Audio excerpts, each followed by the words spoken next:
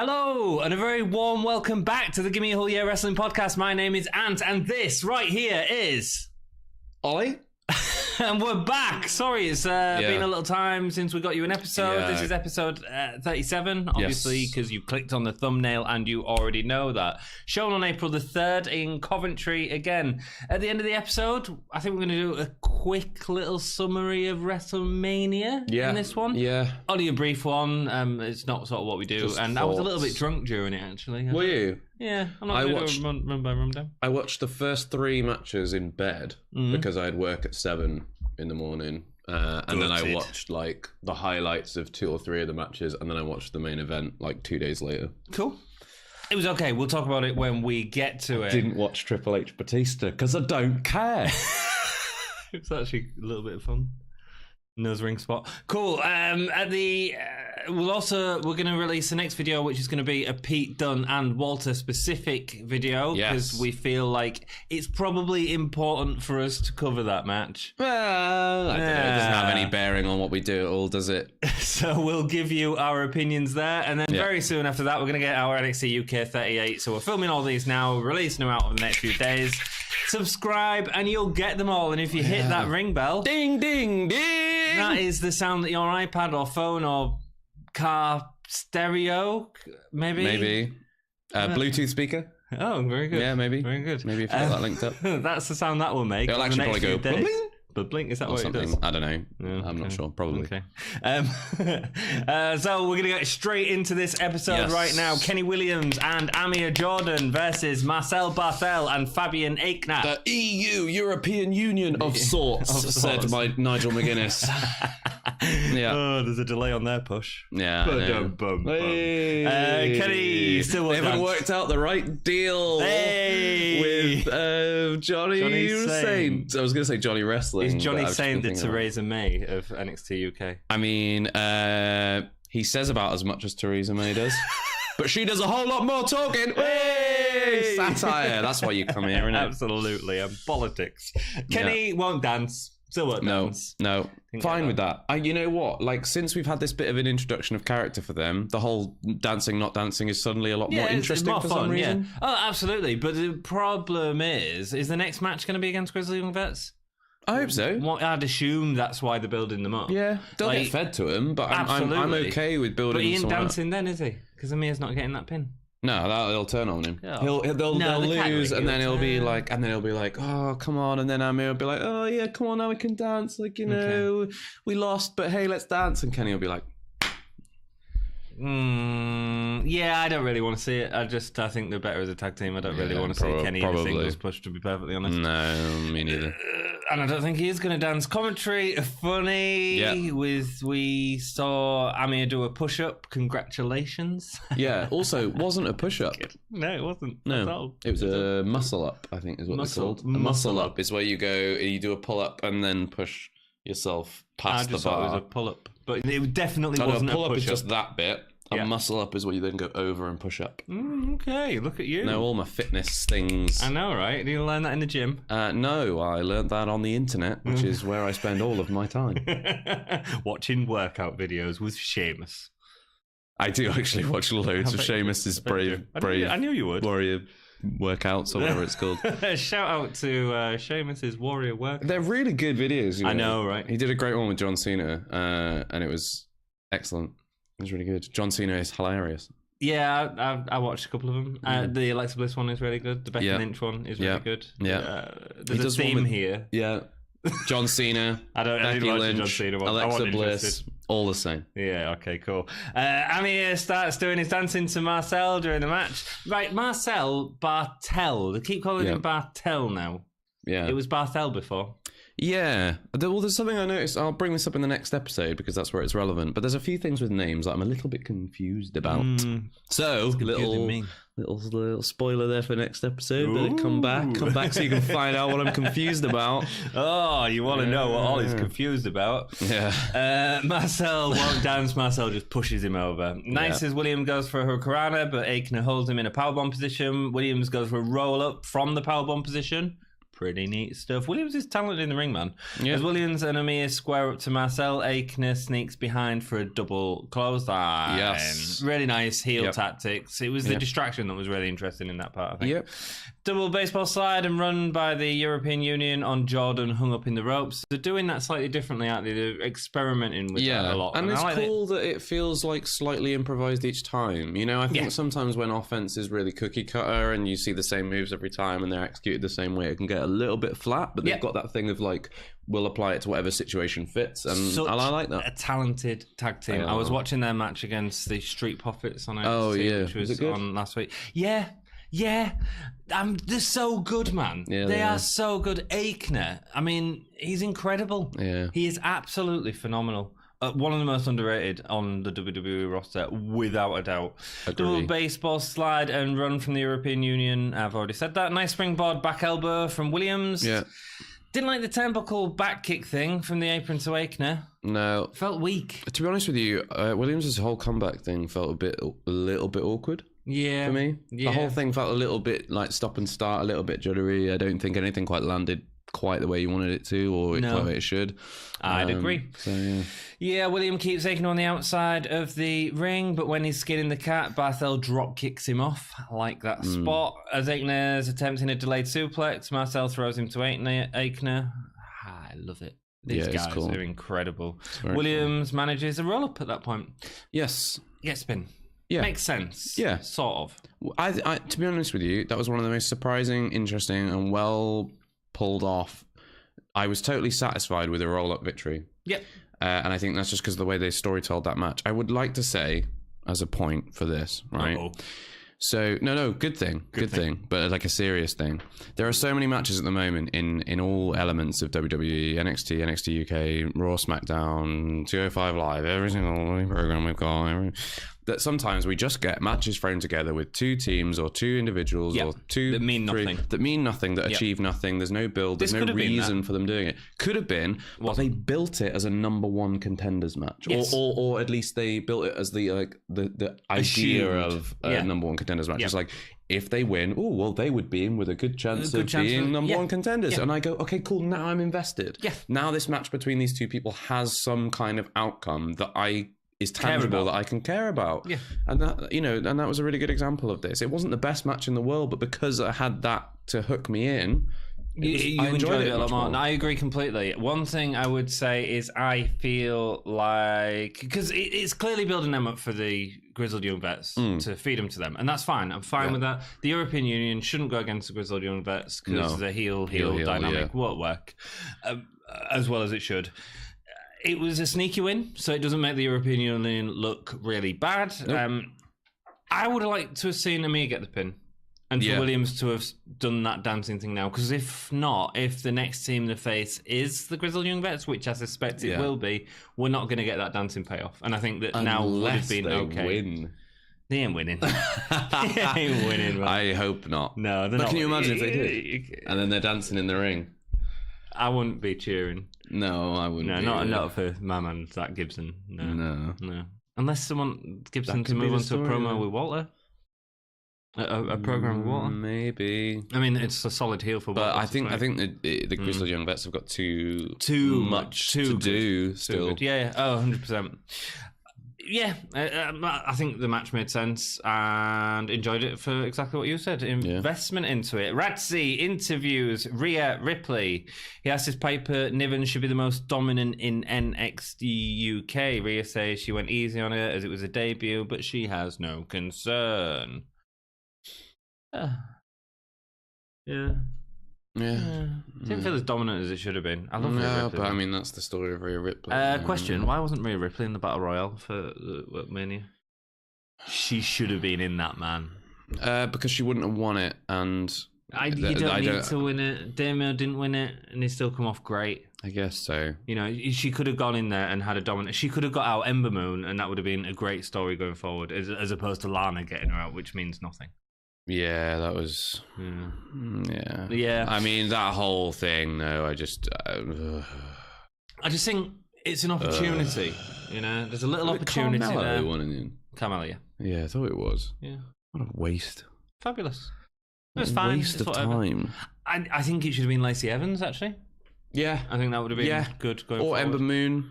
Or anyone who's got some serious star quality who could do with some building. Carmella's already been women's champion. She doesn't need that. No. And it wasn't a crazy pop from the crowd. It was like, oh, okay. No. 7-second dance break. Yeah. And then we get that spot again later on in the night. Let's move on. Disturbed has a new song for TakeOver. They preview it. Do you know what that song sounds like? No. Every other Disturbed song. They all sound exactly the goddamn same. Well, this is actually something that I wanted to bring up, and I was going to bring it up next episode, but I'll do it now because you've just said that. And this plays in really well. Do you not think that every single wrestler's music sounds identical at the moment? It is getting a bit... I was listening to Piper because Piper Niven's in the next episode, spoiler. Her music is like... generic rock music, generic rock music, and it's just that's what can you remember like Attitude Era, Stone Cold's music, The Rock's music, what's Val Venus's music, Road Dogg, all of these people, Road Dogg was never a top star, neither was Val Venus, but I tell you what, or The Brood, all of these, all of these wrestlers and teams and factions and everyone had these amazing songs that now, when D-Generation X came back, the guy just left last year. Yeah. That left us. Yeah. So now I think it's just some great songs in recent years. Glorious, Domination. Glorious is really good. Shinsuke's theme is incredible. is really good. Ballas is really good, I think. Ballas is really good. But I get what you're saying. But then there's a lot of superstars that just have too many wrestlers, man. Too many wrestlers. They're debuting wrestlers every week. Yeah, I know. I couldn't tell you apart from Devlin's, which goes has that at the beginning, which sounds like a kind of superhero movie bad guy moment or whatever. Other than that, I probably couldn't remember any WWE NXT UK music. Pete Dunne, Mustache Mountain. There's some good ones. Killer Kelly's is awesome. Killer Kelly's is great, but we've only seen it 3 times, so I don't remember it. Oh man, we'll talk about that in the next. It sounded episode. really good though. It did. Oh man, it's like Rammstein. I love it. Satan Scala interview. They're so proud of having NXT UK on TakeOver. Devlin takes the mic. It's not about Johnny Saint and Sid Scala here. It's about Devlin, who asks why Walter skips a queue when Devlin is the one who pushes Dunn more than anyone.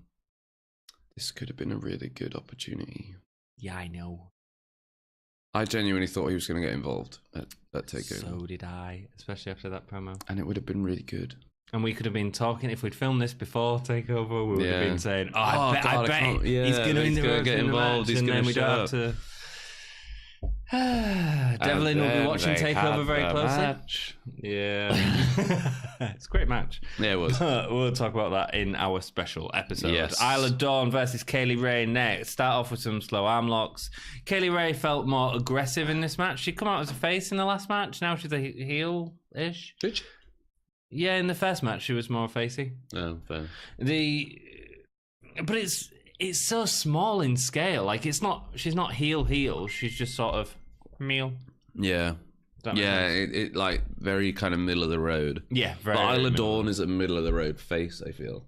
Oh, she's less than middle of the road face. Yeah, well, you know what I mean. She's just she's not particularly face, and Kaylee Ray's not particularly heel. They're just sort of there in the middle, getting paid. Get paid. Making money. Armbars on the floor as Ray does press it with Dawn's arm between her legs is pretty unique. Ray does a suicide dive, but again, it feels like during the suicide dive that Ray needed to keep in control because she couldn't trust Isla Dawn to catch her. Did you notice that? No. Okay. It felt like she was holding back because she was afraid of not getting of Isla Dawn just dropping her on her head. Maybe if she was working with someone like Rhea Ripley, it would have gone crazy. Dawn eventually gets a belly to back, followed by a knee. She needs to use that knee earlier on. We say that every Isla Dawn match or legs. Kaylee Ray delivers her own super kick, which feels more devastating than anything Isla Dawn's done in the match, and gets a finisher for the win. I don't know what that finish is called. How would you describe it? Don't know. We'll try and come up with it. They'll name it soon. I don't know if did they give it a name? No, not yet. I remember what it looks like now. I haven't watched the episode in like a week, so snap. That's why I asked you for the. All right. I was like, you dropped me in it there, didn't you? Cool, Kelly Ray heelish. Yeah, but it feels like they're not giving her any definition and not committing to whether she's going to be face or heel. And I think they really need to choose a direction. I know it's only a second match, but let's go. Yeah. Toni Storm interview. Let's not waste time. That's what a lot of these episodes at times can feel like, and that felt like it's wasting time, and I don't want to see that. Toni Storm interview, who is immediately interrupted by Gimme, who destroys Storm in a frenetic brawl, which involves flight cases, and it felt aggressive. It felt mean. It felt nasty. It was good. It was good, like the Eddie Dennis and Mastiff attack. That's what it reminded me of. It was really good. It was a really nice contrast between the other stuff they've been doing. They've been doing all this promo back and forth stuff, but some clever camera work stuff as well. Yeah, and some good they've had a real nice range of stuff leading up to this match. So it was pretty nice to see. I know something very odd though. There was just lots of saying each other's names all the way through. Yeah, it was just like Tony, Ginny, Tony, Ginny, and it was like they just said their names over and over. I didn't notice it. Yeah, it was really weird. That's really annoying. Throughout the whole segment though, as part of the interview and as part of and it was like people trying to break them up, and they were going Tony.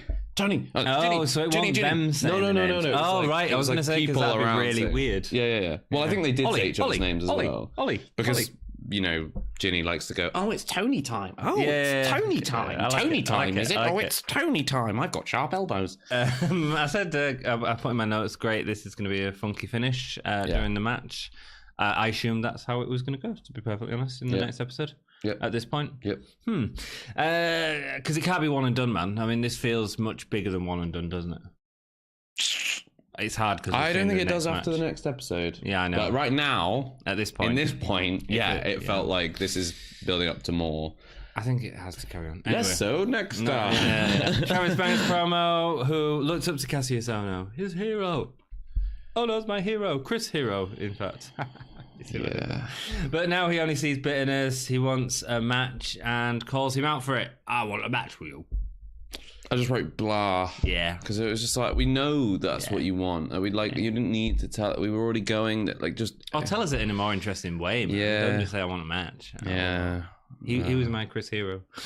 That's what you should have done, man. That would have been way better. That would have had me laughing on the podcast. The break. I like the breaking the fourth wall stuff. Yeah. Why not? Gibson and Drake come out, and the crowd immediately take off the shoes. Off man, Coventry, you guys it's been a while, hasn't it? Since we've had shoes off. Well, Gibson hadn't been out in this episode because he was injured, wasn't he? So that's true. The crowd start chanting immediately. The entire promo is met with boos all the way through. Now that Ciampa has gone, I think these are the most pure heels in NXT. In WWE. Full stop. Yeah, they're the most hated heels, I would say, probably. And they're great. Comparatively between their audiences, I think so. Great. Good work. Do you know what's really nice? Was that Bumface was getting equal to if you hate Gibson shoes off. Yeah. They actually, they were hating equally on both of them, which is a massive change to what.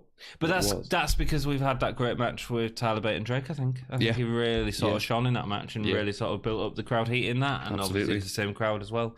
Gibson says that people have been slacking him off. He's not medically cleared. However, they're still the tag team champions. They've watched for years as the fans have supported everyone else and not them. He then says, what have I put written there, man? Shen, he says, is our spot. It sounds like a... Then he says, our spot. It sounds like a Scouser, our spot. Oh, it's our spot.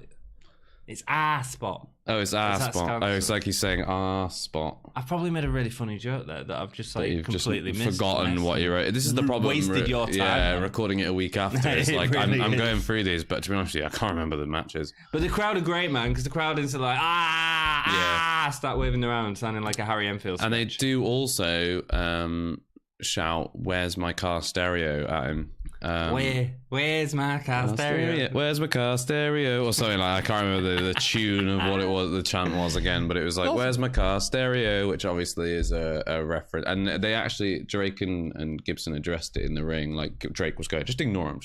Like, because obviously they were saying there's a joke about Scousers about stealing car stereos, I think. What's the joke? Oh, I don't know, but I know that there is one. My dad's a Scouser, so it's it's okay. Yeah. My dad's a Scouser. I'm allowed to talk about Scousers. No. Just I think he's probably told me at some point. Okay, but I don't remember what it was. Cool. There's one about being in a plane. So a Texan sticks his hand out the plane and he goes, I can tell we're in Texas because it's so hot outside. I know that doesn't make any sense because you wouldn't stick your hand out of a plane. And he flies over brand zone and he says, I'm over brand zone because I've just my lost watch. Gone. Yeah. But there's a joke about that, but it's Liverpool as well. Brand zone. Where's apparently. It can be anywhere. Yeah, it'd be anywhere that you don't like. You don't like. I've got a really good joke, but I'm not even going to go there. Kenny Williams and Amir Jordan have one lucky victory, and apparently that makes them tag team contenders. They're the new guard and run the locker room. So good. This is probably their best Gibson's best promo, I think. Yeah, it was tight. Since it was NXT UK. I mean, he had no else to think about on this show, I suppose. Yeah, I guess not. It was absolutely class. Nail it, and he nailed it. His interaction with the audience was perfect. His delivery was amazing. Everything he was saying. Do you know what? I just keep agreeing with him all the time, though. That's the problem. That's the only problem with it, is that I should be going, nah, shut up, you're wrong. Mm-hmm. But actually, I'm going, no, yeah, he's right. Yeah, so good. Too good. Banks and Ona are next week, as well as Piper and Tony Storm and Ginny. Big lineup for that show, actually. Yeah. A couple of good matches. For that show that will happen in the future. Which we'll talk about in the next episode, so subscribe and don't forget we've got Walter and Pete Dunne next episode. Trent Seven versus Joe Coffey is our main event. The rest of Gala's come out looking smarter, not wearing Toy Story t-shirts, which I appreciate. Kind of plays into that whole like sitting in a coffee shop where a bit of a firm thing man. They look like they've just been down to the pub, So like he comes out, Wolfgang comes out in a shirt and a Burberry tartan. Blue tartan? Is that a thing? Oh, I don't know. Yeah, something like that. Yeah. So he comes out in a sharp suit and Coffey comes out in a polo knit t-shirt. Like they might have just been out for cocktails or something. Cocktails? Yeah. I was just thinking down local. No, they're too smart for that. Nah. If you're down your local, you just shove on. Like the guy who's like, oh yeah, I'm gonna dress up to impress my mates, and then he's like polo neck, and he's like, oh, what are you doing, Wolfgang? Do you reckon? Yeah, man. I don't know. I could. If they were casual in it, they'd just be going to like a biker bar and wearing like a fleece. So just be like a fleece, and there'd be like some terrible metal band in the corner playing like way too loud, and the speakers are just like. All right. How about they look like they've been to a family party? Yeah, like no, they've been to like with a full buffet spread, like either a family, like a wedding of like they got like a real big firm family, and like they've been to a wedding of someone who's kind of distant. Okay, do you know what I mean? Okay. Like, so they're not like full on smart, but they're like, yeah, we'll show up. I think we've got into this too much. I think we've gone down the rabbit hole. It's great. Yeah. Trent Seven again in the match, stealing Nakamura's gimmick. Come on. Yeah. Come on. It does feel too similar. Because he does the hand thing as well. I haven't noticed it both times, so I wonder whether it's just something that's stuck in your head. Maybe. Not to say that the fact that I haven't noticed it, I didn't notice it, therefore it didn't happen. There's a chop battle. Yes. The problem with the chop battle when you've got Walter on the roster is it has to be bloody good. Yeah. And this was okay. It was fine. But you've got Walter on the roster. Yeah, it's never going to compare, is it? It's hard, isn't it? It's hard because moves like that, which we wouldn't have been complaining about 10 weeks ago, now are like... Yeah. Got Walter. Yeah. It loses a little impact. Joe hangs Seven on the barricade on his back with a belly to back, pushing his head and yelling at the audience. Unintelligible noises. Kingdom. He didn't say kingdom, which is good. The match starts to head into Joe stretching Seven's back on the ring post, a bear hug. Meh. Overhead belly to belly is more impressive with the size of the two men. Coffey delivers an elbow drop, which lands roughly as Seven is rolling out the way. That was a botch, wasn't it? Yeah, I think so. Yeah. There was a few moments actually in this match where it was like, that felt weird. I even wrote down, it's not the prettiest match. It was a good story, I thought. It felt very brawly and like intense, and it felt like they both had a lot to prove. But the actual quality of the match, I was like, Yeah, I didn't get it. It didn't build up for me. Coffey follows up with the German, his arm push spear thing, and a powerbomb. Should that have put away Seven at that point? No. I think maybe it should have. No, I think Seven. I think Seven's got big things to do in NXT UK. I think in the future, maybe next year, I think he's going to be like NXT UK champ at some point. I think if you undersell him too much now, if you have him go down too easy to Coffey. Seven lost the match anyway, and I don't think anything past that point was any better or helped. But I think it made him look stronger to have to like give up after like several minutes of him having his back torn in half. Way too long for me. After a back injury angle. Yeah, I would have just like that he got the power bomb. It was the hard finisher, and that's it. Personally, I would think I really didn't like it. It wouldn't build him up enough for the future, I think. It depends what you're going to do with him, but yeah. Yeah, maybe. Cool. The two fight on the apron, but it all felt so slow, man. I think Seven ends up with a sloppy backdrop off the apron where Joe sort of falls across his shoulder instead of it being sort of a... he sort of dived off his shoulder and just went on. It was weird, man. I mean, it just... they're like, neither of them are like particularly good technical wrestlers, I wouldn't say. Seven can be. Seven is a good storyteller. I don't think he's like, he's not like he's not like Jordan Devlin levels of technical, is he? But he hits hard. He's got a cool moveset. Yeah. He's smart in the ring and tells a really good story. I think I don't think that they're not the cleanest workers, I don't think. No. So the really slow 10 count starts as they're both on the outside of the ring. Really slow 10 count. Seven picks up Joe Coffey and throws him into the ring. And then nearly gets counted out. Yeah, and then nearly gets counted out himself because he's thrown him in and then, my back. Well, so it's just weak to me, man. That was weak storytelling, actually, for someone like Seven as well. Well, so for me, like this plays into this. So early on, I felt like it was super intense, and they both had something to prove because Trent Seven was like, I don't want to be seen as the weak one of Mustache Mountain. I stand on my own. Joe had already like talked him down, or whatever. And Joe, after that like little meeting in the cafe with the boys, was like, we need to start winning again because we're on a losing streak. We're inconsistent, whatever. And they both went into it quite brawly, so it felt like this is a fight. They've got something to prove. Winning on a count out wouldn't satisfy that in my mind. Like, if you're one of those guys, I get like, that. But the problem with it is the whole first of all, Seven didn't need to throw him back into the win. It's not for a title or anything. He could have just taken the win by that. So I get that he's proving to be the good guy by throwing him back into the ring. But then it just all felt too slow, too contrived. Fair. I just didn't like it. I really didn't like it at all. Really interesting. I thought this was one of the weakest main events we've seen in a long time. Oh, wow. Seven tosses Coffey back in, but hurts his back. He just makes the count. Yeah. Seven hits the 7-star lariat. Coffey kicks out. Seven can't lift Coffey. It was a good 7-star lariat. It was a good hit him like a truck. It did.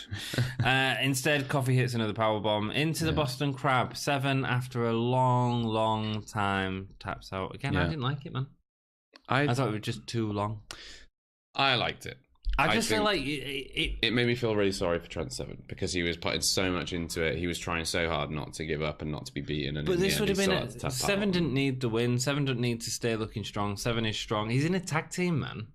Like, Coffey needed this win, and to look a little bit stronger in the win, in my opinion. It depends what you're going to do with Coffey next. Well, I think, but he's always going to be high mid card to. Yeah, man, do you know what I'm saying? I guess so. I don't know. I think maybe I have really high hopes for where they go with Seven going forward, and I think to make him not look like a chump, I think giving him loads of heart and like resilience early on for when he does turn heel will make him seem like more of a legitimate threat. Whereas if he goes down too easy now, when he does turn heel, you're going to go, well, but I don't think it's easy. Powerbomb's fine to lose to. I don't know. For me, it just... I don't think it is in the current... it should be, but in the current product we've got, a powerbomb isn't enough anymore. Like, I'm going to do spoilers again here, but in the next match, somebody hit someone else with a power bomb and then immediately then hit their finisher straight afterwards in order to get the pin, and it's like, I don't get what you're saying. Do you know what I mean? The power bomb's not like, I mean, look at the takeover match. Power bomb from the top turnbuckle. Nah, that's not enough. That's not going to be enough. Yeah, but that was a power bomb into the finisher. Yeah, I get what you're saying. But I mean, you'd think a power bomb from the top turnbuckle, that'd be enough to finish someone off. It should have been enough. Yeah, if like Undertaker had done it in 2000, that would have been enough. I think part of the problem with this match was the storytelling of the back being the injury point, because I think it forced Seven to slow down to sell that back. Yeah. And Coffey didn't have the pace to keep the match interesting. Yeah.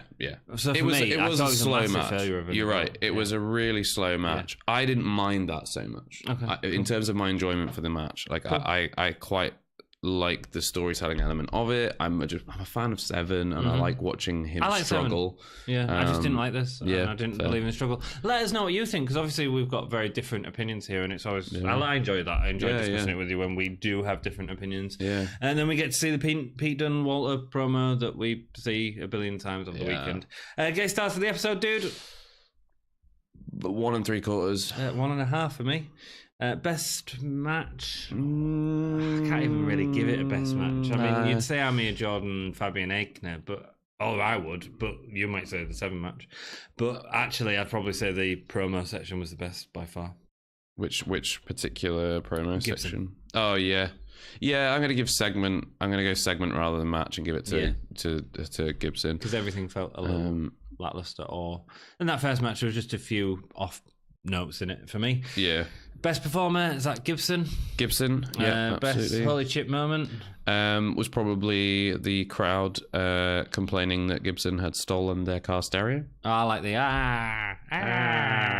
Yeah, it was cool. Let's do a quick WrestleMania summary for people. Let us know what you thought of the episode down below, and let us know what you thought of WrestleMania. I hope you've had a fun weekend. It was a lot of wrestling, and I was working a lot as well, so it was an intense weekend. Trying to fit in so much stuff. Me and Dom went down to the pub. I know, I saw it with Primate from NXT UK. Was he there? He was there, yes he was. No. Yes, he was. That's really funny. Dom was like, go give him one of our stickers, because, promotion. And I was like, dude, I don't remember if I've said bad things about him, and he probably wants to. I think he won't have seen it. No, he won't have seen it. We've always said very, very positive things about I like Primate. Yeah. I think he was a nice bloke. Quite. Do you know what? I want him to see them do more with him, if anything. Yeah, I really like the tag team thing. I'm not super sold on, but whatever. I like it. I like the hunt. It's fine. It's just like meh. So got drunk, had a good time, watched 25 hours of wrestling. Takeover, we'll do a little summary of that in our next episode, because I know that you guys probably really want to see that. Some people need to skip this episode. How'd you feel about the main event? Main event WrestleMania. I enjoyed it. Yeah. I enjoyed it. The ending, a little botchy, but weird. It was okay. Super weird. It was a botch. The ref shouldn't have counted until the arms was down. Yeah, because he counted on the first count where her shoulders wasn't down. They were down for 2 and 3, but not on 1. So, but you know what? In terms of the storyline of the match... Apparently. Yeah. There was another referee that got fined as well for something else. Oh, right. But I think that was a Raw after WrestleMania. Right. There was... I thought the story worked for that ending in terms of getting Charlotte out. Spot on the table. I think tables in women's matches are always a bit risky. They don't tend to break. Because they don't break as well, yeah. But in terms of that story, so I was fine with it and got the pin on Ronda, which they might not have wanted, but you know what? It happened. It felt a bit like a screw job. I wish it played up to that, because I think a screw job in the modern day on Ronda Rousey would have been a really interesting storyline going forward. Yeah. I mean, the thing is, she's going away now, isn't she? Or they reckon she's going away for a bit. And there's also rumours that they're going to have a match at the next year's WrestleMania as but a singles match. Yeah. I don't think it'll have the titles. I don't think it'll have a title on it. I don't think it needs a title. Doesn't need a title. No. It's it's a grudge match, isn't it? Yeah. I think that would be a really good time to bring Ronda back. Yeah, bring Ronda back for after she's had a baby. She needs to get on it. Well, this is what makes no sense, though, is that I don't think they've really thought that through. Because unless they can unless they know for a definite she's getting impregnated within the next like 4 weeks. Oh, she's Ronda Rousey, man. She can do what she wants. She can play the saxophone. Because sometimes these things take time. Like, you know, like people spend months and months and months trying to conceive. Rousey, man. Her ex are like, and what's his name? I don't know. The UFC dude, big bearded man. I don't know. His name's Troy something. His sperm has muscles, man. It will penetrate that. It will explode out of Ronda Rousey's stomach. I mean, you know, if that's what she wants to do, I really hope that happens for her. But I just think like that WWE are being silly, thinking that they can time anything around. Yeah, then it might be the pregnancy WrestleMania next year. It might not even be a pregnancy. Who knows? Who knows? Everybody's speculating about Ronda's body. I thought it was really cool as she said like, why is everybody speculating about my womb? And I was like, yeah, good point, Ronda. And here we are speculating about her womb. No, I'm speculating about the company speculating about her womb. Okay. Marks. Other matches. Seth Rollins winning the title. Great. Awful match. Do you think it was awful? Yeah, rubbish. I liked it. I think that it could have been sold so much better with one thing from commentary. One line from commentary would have fixed that match, which was Seth said he would do anything and absolutely anything to make sure that the Universal title comes back to Raw in a way that is actually meaningful. This is more than one line. Go on. Or what, you know what I mean? Like, okay, like take that and then this is a whole storybook. Cut it down. But like, all they needed to do was basically say like, Rollins said he would do anything, and he has. Yeah. You know, he. Do you know what's stupid though? Why is everybody like? Does Brock Lesnar's shorts have a target like drawn on it? Have you noticed that like Brock Lesnar has taken more loin shots than like any other wrestler in the last like 10 years? Oh no, AJ Styles and Brock Lesnar. Yeah. If you want to beat AJ or Brock, go for the nads. They just need to start wearing cups, man. I know, that's the thing. I can't believe they never did that with the AJ Shinsuke storyline. I mean, like Brock Lesnar should be wearing a cut. Like he would still be Universal Champion if he. Man, his teeth are like fig rolls. His teeth are like fig rolls. Yeah. What does that mean? If you look at a photo, people are going to search this. That people that are staying with us to watch us natter about WrestleMania. Yeah. If you look at Brock Lesnar's teeth, like his bottom teeth, they're all like brown in the middle of them. They look like fig rolls. It's the weirdest thing of all time. Go check out. Just search into YouTube Brock Lesnar fig teeth. Fig teeth. It'll probably happen. What do you think of Kofi Bryan? Great match, probably the best match of the night. Great build up to it. I didn't expect him to win, if I'm honest, and I enjoyed it. Yeah, it was good. I'm so confused. I don't think I watched the same match that everybody else did, because Kofi Bryan was the last one I watched that night, and then I went to sleep. I thought it was super sloppy all the way through, incredibly boring in parts because there was so many rest holds. The last third of the match built up well and got exciting, but the first 2/3 it was sloppy. They were falling all over the place.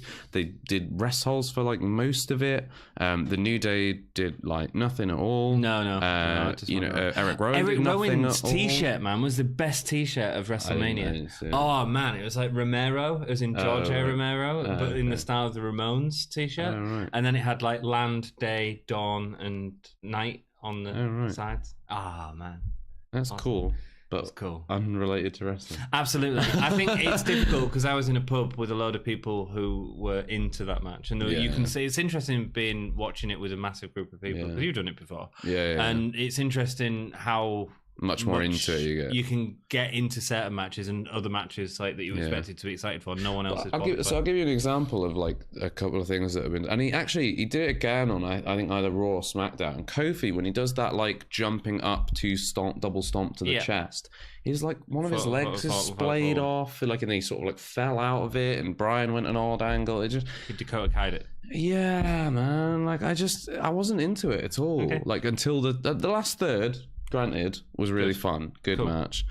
I thought it was real sloppy. Cool. Any other matches particularly you want to talk about? Should we talk about Shane and The Miz? Or should we just try and erase that from our memories? It was fine. It was a spot. That's all it was about. I enjoyed seeing... And the stuff was good. I enjoyed seeing The Miz, a new side of The Miz. I thought, we don't normally get The Miz doing big spots or like things that are particularly dangerous, I don't think. It wasn't dangerous. They could have been harnessed and... well, I don't know, man. Falling, like... falling from that height in any situation. No. I think when you've got someone else's arm around your neck, it was like falling on foam, man. It's not the landing that I was worried about. It was more the hit. If you fall with somebody's body next to yours and an arm around your throat, and it's gonna be an awkward landing either way. Yeah. It was a spot. It was a good spot. It was nice to see them to see the Miz have a bit more of an aggressive attitude. I didn't think we'd get that spot. I didn't think we'd get a big spot like that. I thought because everyone says, "Oh, it's Shane, we're gonna get a spot." I thought it was just gonna be Shane going through the table. Yeah. I don't know. Yeah, I kind of liked. I liked where they're going with Miz's character. I thought the ending of the match was like the stupidest thing. Like, it's a spot. It's fine. It's just Shane winning at Mania. Like they just wanted to put Shane over someone at Mania. Yeah, and Batista Triple H was quite didn't fun. Watch it. Oh, I hate the production of this WrestleMania. A lot of people really like it because they find it clean. I hate it. I think it had no character in that venue whatsoever. Do you know what I was thinking? It was like we had the giant the Mardi Gras. The Mardi Gras one. Yeah, the Mardi Gras mask was really cool. We had Florida one with the roller coaster and the globe. Yeah. Brilliant. That was Even really the last cool. one at New York had the Statue of Liberty on top of the ring. And this just had a big screen and nothing else. I hated it. It wasn't super interesting, was it? No. To be honest with you, this whole Mania has felt really unremarkable to me going into it. But I think the women's thing was really cool. It was a really solid Mania. I think it was it was good all the way through. I think. Yeah. As opposed to other years, but like it was I think it was fine from an in-ring perspective. I think but I mean, what are the stories really like that you were excited about, or that you think are particularly interesting coming out the end? Anything? No, well, yeah, there was no surprises. Oh, let's talk very briefly. John Cena's Thugonomics. I was cringing. I think everyone else in the pub was really excited, and I was like, dude, what are you doing? I mean, I don't get it. I don't get why. I guess because Elias does music. Yeah, but maybe. like we've got this the balding person with the weird hair who's now covering it with a cap and wearing a chain around his. And then he did a really bad battle rap type thing. I mean, weird. I mean, the thing is, loads of people say that John Cena is a really good battle rapper. But the problem is, if you've watched any battle rap, or you know anything about battle rap, which I do know a bit about, I'm not like an encyclopedia on the stuff, but I have watched a lot of battle rap, and I'm quite interested in it as an art form. There's a bunch of things. If you actually know anything about it and you watch John Cena's raps, they are so cringeworthy. It's unreal. Man. So seeing him bring that back isn't an exciting prospect for me. It's I much prefer John Cena's current character than his Thugonomics one. His Thugonomics one was so lame. It was lame at the time. Yeah, and now he's revisiting it. It's even lamer. Baron Corbin one. Yeah. And people have a huge problem with that. And I don't know why. I like that. I like that people have a problem with it. Why? Why do people have a problem with it? Why? I don't get why anyone has a problem with that. I don't get why anyone has a problem with that. Because people don't like Baron Corbin. But that's exactly why he should win. Well, I mean, the main reason... isn't the whole thing about wrestling is that when you retire, you go out on your back? Someone over. Yeah, absolutely. You put someone over. Why was anyone surprised? And why did anyone want to see John Cena and Kurt Angle? I would get that it would have been a match, but it's not... There was a perfect build. We talked about this. I don't know if it was on an episode or if we just discussed it before we were recording something, I think. But we talked about what a good build for that match would have been. Oh, yeah. And my theory behind this, right, is that if you'd have gone into it going, it's going to be Kurt Angle versus John Cena. Yeah. Kurt Angle versus John Cena. They build Baron it up. Corbin interrupts in it. Interrupts and injures John Cena a week before WrestleMania. Out of WrestleMania. So then, Kurt Angle's in a wheelchair, Thugonomics, chain on. Yeah. He's sat there kind of going, oh, I can't be at WrestleMania. Wheels out against Elias. So not only has Baron Corbin got the heat of beating up John Cena and putting him out of WrestleMania, but he then comes to WrestleMania and beats Kurt Angle, and then he's got nuclear heat. Yeah. But they've just done this well, he's just going to fight Kurt Angle and then he's going to win and nobody's going to care. Yeah, but I mean, he has got heat, and I think that's the right way to go, and I'm happy for Corbin, because he should have won, definitely. He is the Miz from 5 years ago. This is how people felt about the Miz 5 years ago, and look at the incredible work that Miz has done in the last sort of 3-4 years. You know, absolutely. that IC title stuff he's done has been incredible. I like Corbin. I like him as a heel. I just don't know why anyone was surprised that he won. Yeah, it was weird. So obvious. Yeah, I made money because I put bets on that. Did you? Cool. Yeah, I did. I should have put bets on that. It was the odds. The odds on that. The odds were like in Kurt Angle's favour. Oh, really? Yeah. Because we thought. What? Yeah. That's why I put money on it. Nothing about wrestling. I'm not going to tell you how much I lost over the weekend. Oh, did you lose? Oh, no. Pete Dunne and Walter. Oh, no. Cool. Take it easy. Thanks for watching. Let us know what your thoughts on WrestleMania are. It'd be really great to hear them. And here's up our normal links: Facebook, Twitter, Redbubble, buy a mug, stuff, t-shirt, supporty things. Support the EU. Support the EU. That is not the message for this channel. I do not want to be involved in anything that divisive. Keep it gay. Unless it's Fabian Ickram, Marcel Bartel. Hey!